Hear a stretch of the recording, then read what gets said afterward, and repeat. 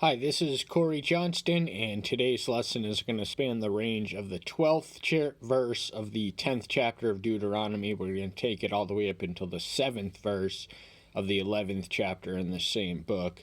This range, this passage, collectively constitutes a call for love and obedience and fear towards Yahweh, and the loving and fear, the contradiction is only apparent. We'll cover that in greater detail once we get to it, but we just want to briefly review the range of the 10th chapter. We won't be covering in verse-by-verse commentary and analysis. The Ten Commandments and the covenants were broken at one stage during the Exodus. In a fit of anger, Moses, because of the Israelite sins, he smashed the original 10 tablets, which bore the literal fingerprints of Yahweh himself. And so he says, hew for yourself two tablets of stone like the first, and make yourself an ark of wood. The Ark of the Covenant was a significant item of furniture through which the covenant and the commandments would be housed and attached. Then write on the tablets the words that were on the first tablets, which you broke. Put them on the ark. So the ark is to be uphold and display the 10 commandments, which were the moral guidelines, the unbreakable moral concepts of the covenant community, and they were to be displayed on tablets. These bore the fingerprint of Yahweh himself. And Moses makes his ark of acacia wood. And then the 10 words, 10 commandments, which Yahweh had spoken to on the mountains, Mount Sinai, in the midst of the fire in the day of the assembly, then Yahweh gave them to me. So even though he had been broken, he has given them back. He's given him a second chance to display these commandments which he has broken. And then a significant event occurs in the 6th chapter.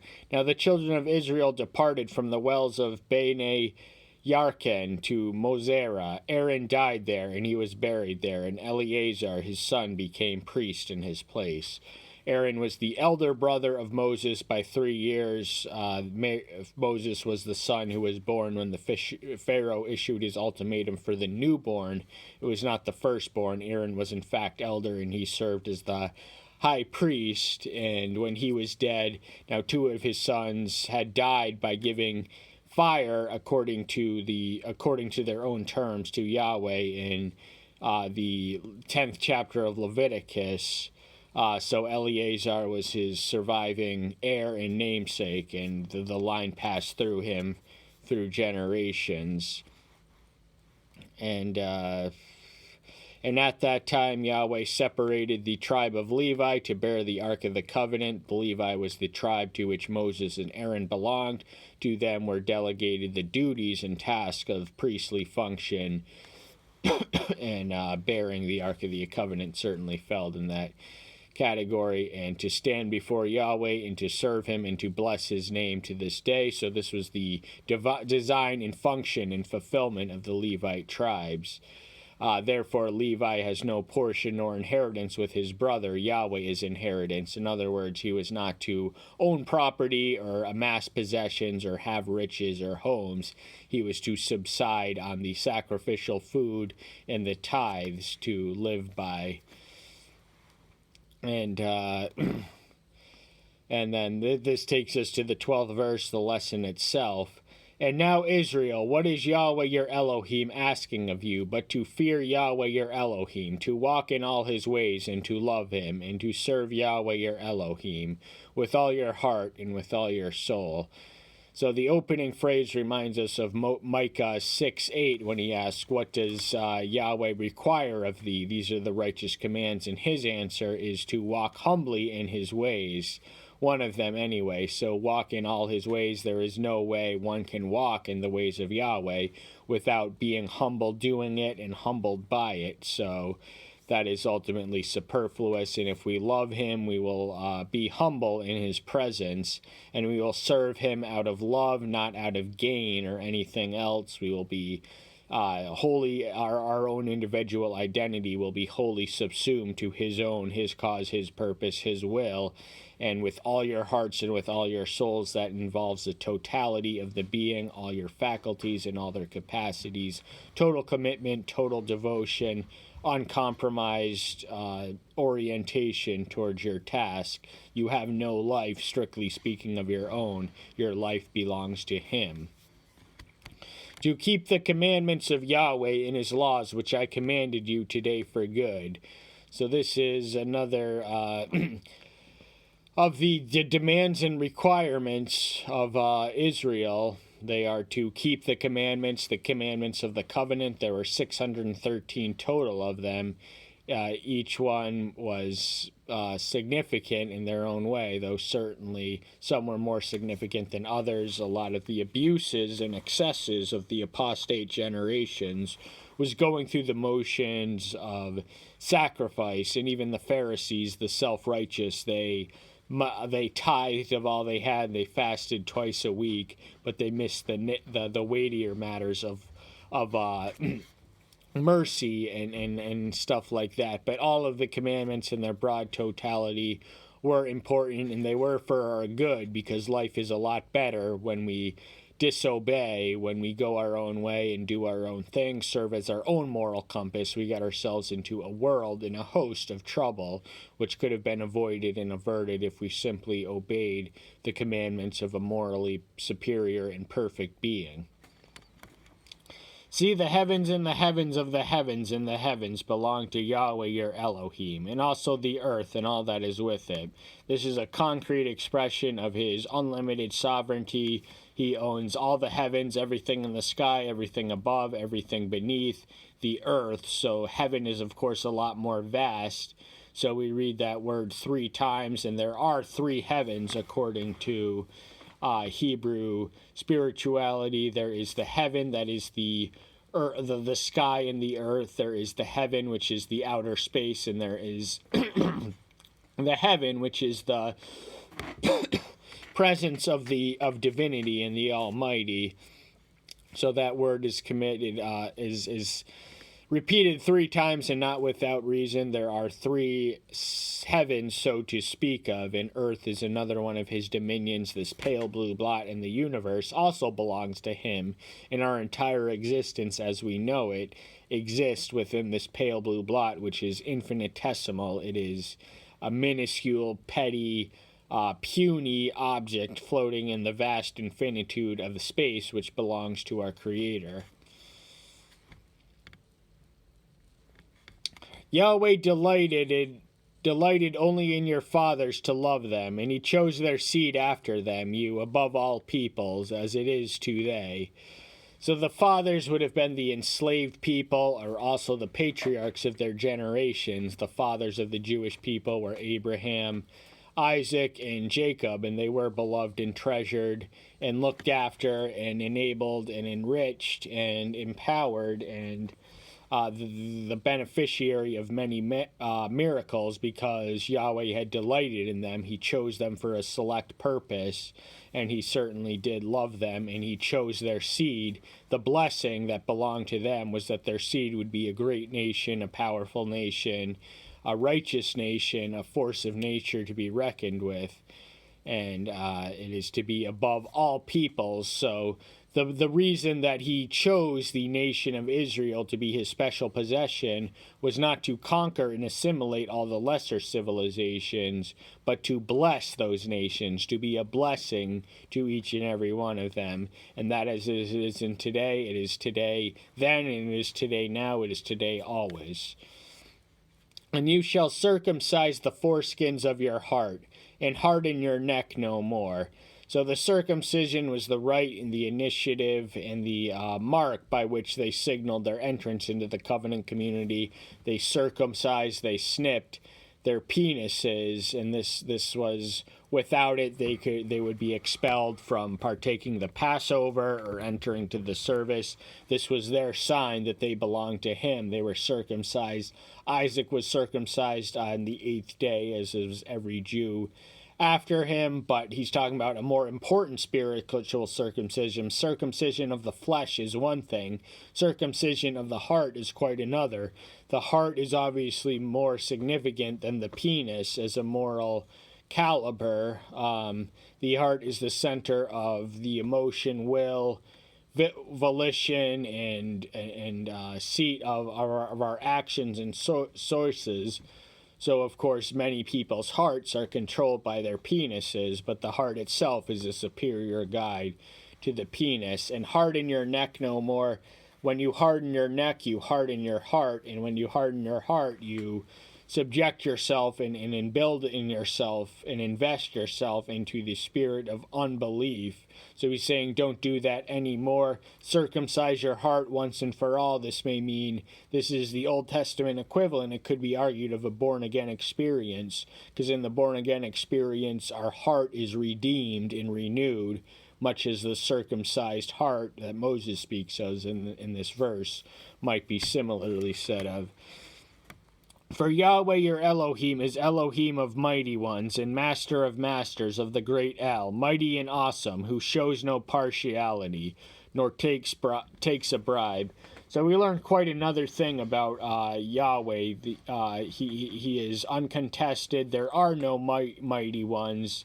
But any human master or divine master, the divine masters do not strictly speak or exist. He is still supreme over them. He is the great El, the unique El, the only El, the magnificent supreme El. He is mighty and awesome. That is an understatement.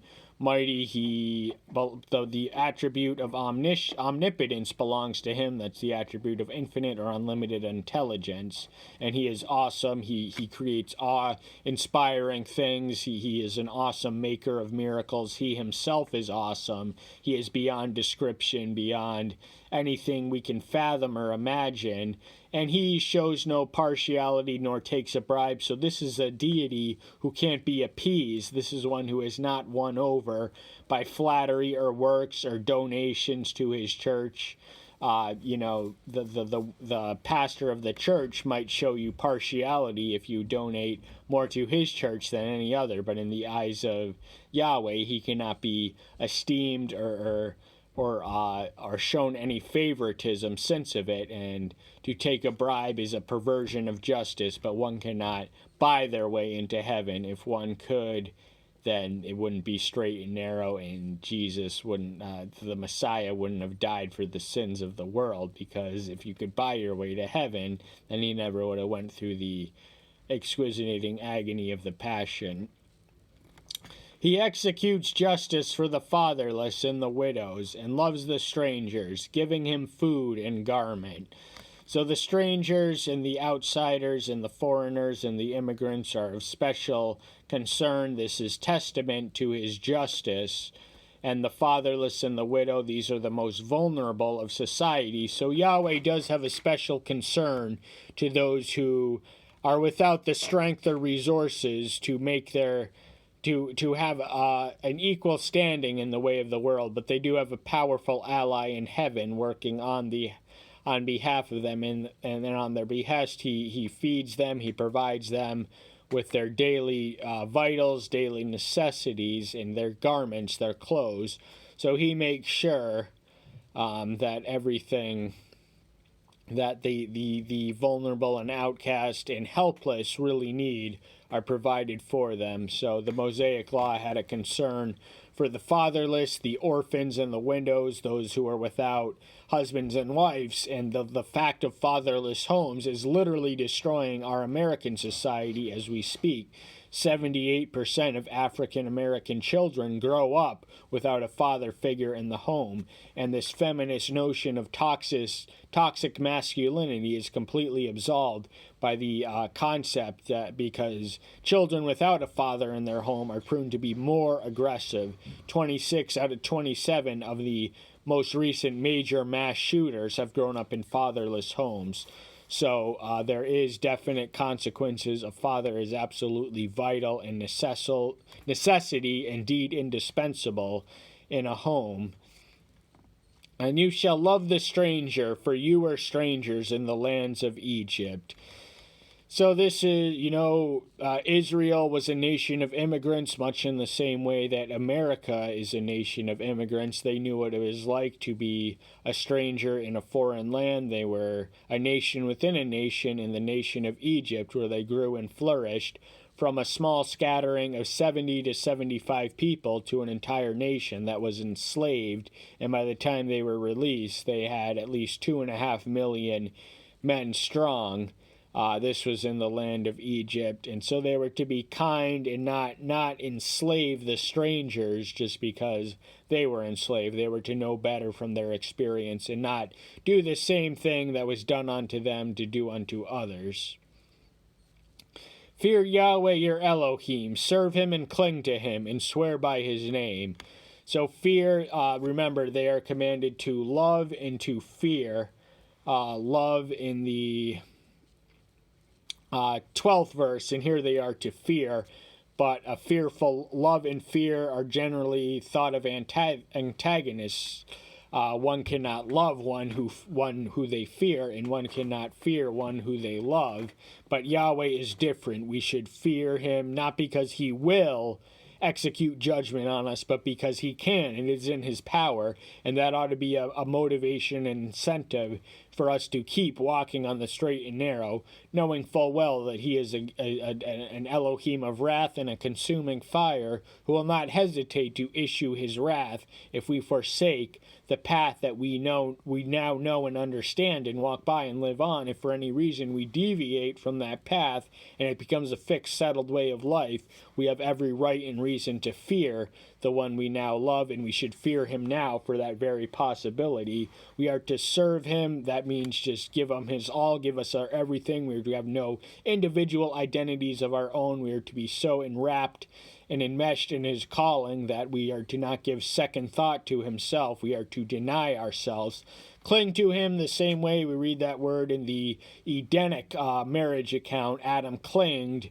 to his wife. Man and husband and wife cling to each other. They are mutually exclusive, and we are to be similarly wedded to Yahweh. That means to not go flirting or adultering with all these other alternate deities, and swear by his name. Now, where his name, there is power, so that indicates the gravity of taking something seriously, because strictly speaking, there is no separation between the name and the being of Yahweh. He is your praise, and he is your Elohim, who has done for you these great and awesome deeds which your eyes have seen. So they have no excuse for not doing this, having seen what they've seen, experienced what they experienced, been what they've been through. They have the visible, direct, and eyewitness to praise the one who parted the Red Seas. This is the 40th year in the wilderness wandering. Much of them would have been alive. Some of them might have been children. Some of them might have been young adults. Most of the wilderness generation had perished. Moses is one of the last ones left. He's 20 years old at this power. So not every one of them would have experienced this, but the memory would have been alive and well, and they were commanded to translate what they had seen onto their generations. Verse 22, final verse. Your fathers went down to Egypt with 70 beings, and now Yahweh your Elohim has made you as numerous as the stars of the heavens. So before Jacob brought down all 70 members and servants and sons and family members and wives and grandsons of the nascent nation of Israel, their ancestor Abraham had a promise that when he looked up into the sky or the sea below, as many as the sands were there or the stars were there, that is how many descendants he would have. And Moses is addressing an assembly and a nation and a congregation of some 2.5 million people who had grown from this almost infinitesimal, insignificant host of 70 beings that had gone all the way down there, and here they were now. So he's reminding them of their humble origins, to keep them grateful, to keep them praised, and to have alive the memory of the truth, which is vital for their national identity. So he is instilling these traits in the younger generation as we must do ours. That's all the time we have for today. Thank you so much. I'm so glad you're here. We're going to save the 11th chapter maybe just for a separate section. That's all we have time for today. Thank you so much. See you soon. Bye-bye.